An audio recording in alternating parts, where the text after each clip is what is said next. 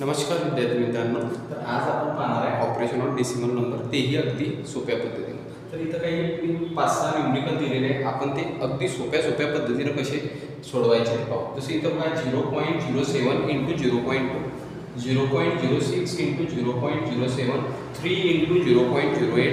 तर या अशा संख्यांचं अगदी शॉर्ट पद्धतीने कसं मल्टिप्लिकेशन करायचं हे आपण पाहणार आहे. तर बघा, तुम्हाला काहीच नाही करायचं, याच्यामध्ये फक्त या नंबर पहा, जे अंक आहे यांना मल्टिप्लाय आपल्याला करायचं आहे. 7 इंटू 2 किती होतील 14. बट हे आपला आन्सर नाही.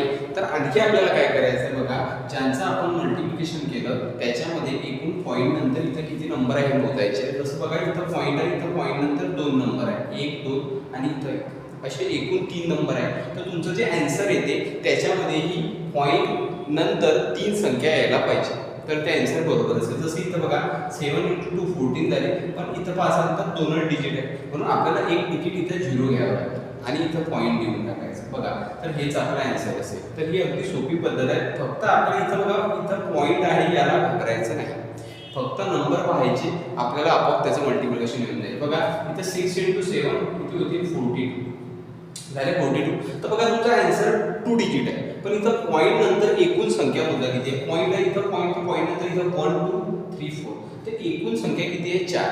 आणि इथं किती उत्तर आलेलं आपल्या आन्सर मध्ये 42, म्हणजे इथं 2 डिजिट कमी पडतात, ते आपल्याला इथं 2 0 टाकावे लागतात आणि मग पॉईंट आहे. बघा, जेवढे पॉईंट नंतर तुमच्या इथं जे क्वेश्चन आहे याच्यामध्ये पॉईंट नंतर एकूण किती नंबर आहे तेवढेच तुमच्या आन्सर मध्ये इथं नंबर यायला पाहिजे.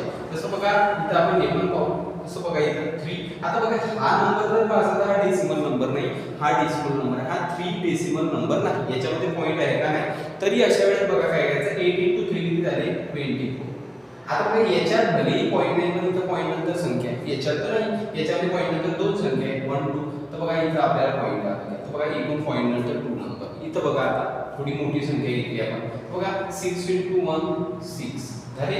आणि 6 ह्या पॉइंटला मुळीच घाबरायचं नाही, इथं पॉइंट असेल त्याला घाबरायचं, फक्त नंबरचं मल्टिप्लिकेशन करायचं. बघा, 6 5 ला 30, इथं 30 लिहू, कारण इथं 6 मधला 6 कॅरी तर आली नाही. आता इथं बघा, पॉइंट नंतर इथं एक संख्या आणि इथं एक संख्या, पॉइंट नंतर एकूण किती संख्या आहे 2, तर 306 3.06 याचा आन्सर असेल. बघा, आपण हे पाहू. आता ह्या थोड्या मोठ्या संख्या याच्यात आपण पाहू. बघा, इथं बघा 6 2 जा 12, इथे येतील 2, 6 2 जा 12, इथं आले 2, इथं झाले तुमचे किती 1, 6 3 जा 18 मध्ये 1 मिळवा 19, इथे झाले 9, इथं झाले 1.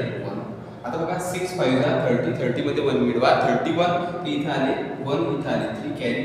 आता बघा, 6 6 जा 36 आणि 3 होतील आपले 30. तर बघा, याच्यामध्ये आता आपल्याला हे पाहिजे की इथं पॉईंट नंतर एकूण किती नंबर आहे. बघा, इथं पॉईंट नंतर हे 1 2 आणि हे 3. तर बघा, मागच्या बाजूने यायचं आहे, हे पॉईंट अशा ठिकाणी द्यायचं आहे की या पॉईंट नंतर तुम्हाला पॉईंट नंतर 3 संख्या असतील. बघा, इथं 1 2 3. तर बघा, मला इथं पॉईंट द्यावा लागेल, पॉईंट नंतर हे 3 संख्या आहे, हे त्याचा आन्सर असेल. तुम्ही कॅल्क्युलेटरवर सुद्धा करून पाहू शकता, तुम्हाला सहज आन्सर मिळून जाईल असं अगदी सोप्या पद्धतीने. बघा, इथं बघा 4 2 जा 8, 4 1 जा 4, 4 3 जा 82, इथं आला 1, 4 4 जा 16 आणि 1 7. इथं आपण फक्त नंबरचं मल्टिप्लिकेशन करायचं, बाकी नाही. जसं तुम्ही याला बाहेर असं याला असंही करू शकता, जसं हे नंबर आहे तुम्हाला कॉम्प्लिकेट, तर तुम्ही 3 इंटू 8 करायचं. जसं इथं 3 8 3 जा 24 आणि नंतर पॉईंट मोजायचे, असंही केलं तर चालतं. तर आपल्याला नंबरचं मल्टिप्लिकेशन करायचं आहे. बघा, इथं आता याचं मल्टिप्लिकेशन काय आलं 1 7 2 4 8. तर इथं बघा, पॉईंट नंतर याच्यामध्ये किती संख्या 1, इथं काहीच नाही, म्हणून बघा, इथं पॉईंट नंतर एक संख्या येते, इथं पॉईंट दिसलं.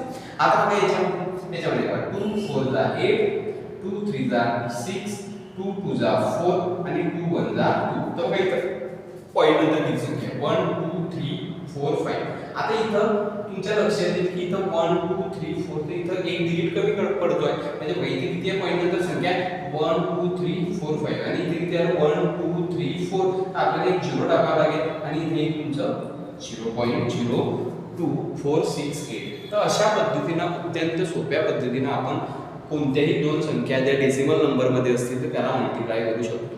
ठीक आहे. बघा, आणखी आपण याच्या बेसिसवर डिव्हिजन, याच्यानंतर आपण डिव्हिजन पाहणार आहे, कारण डिव्हिजनमध्ये मी बऱ्याच वेळेस पाहतो की मुलांना साधं डिव्हिजन येत नाही. अशा प्रकारे काहीतरी दिलेले असते 2.5 आणि इथं असते समजा 3/0.5 आणि मुलांना याचा आन्सर काढता येत नाही. तर मग याला कसं सोडवायचं हे आपण जसं डिव्हिजन डिव्हिजन शिकू त्याच्यानंतर आपल्याला समजेलच. त्याच्यानंतर याच्यामध्ये मल्टिप्लिकेशनचा बी याचा पण फायदा होतो. तर हे आपण स्टेप बाय स्टेप शिकणार आहे. बघा आता x इक्वल टू हे 2.5 जर डिव्हिजनमध्ये आहे याच्या मल्टिप्लायमध्ये चालले जातील. तर 3 × 2.5 होतील आणि हे 0.5. मग याला कसं सोडवायचं, तसं याचा आन्सर आहे तुमचा आता 1.5. मग हे आन्सर आलं कसं हेच आपल्याला पाहिजे. सॉरी याचा आन्सर आहे तुमचं 15. याचा आन्सर आलं कसं हे आपण नेक्स्ट लेक्चरमध्ये पाहणार. ठीक आहे.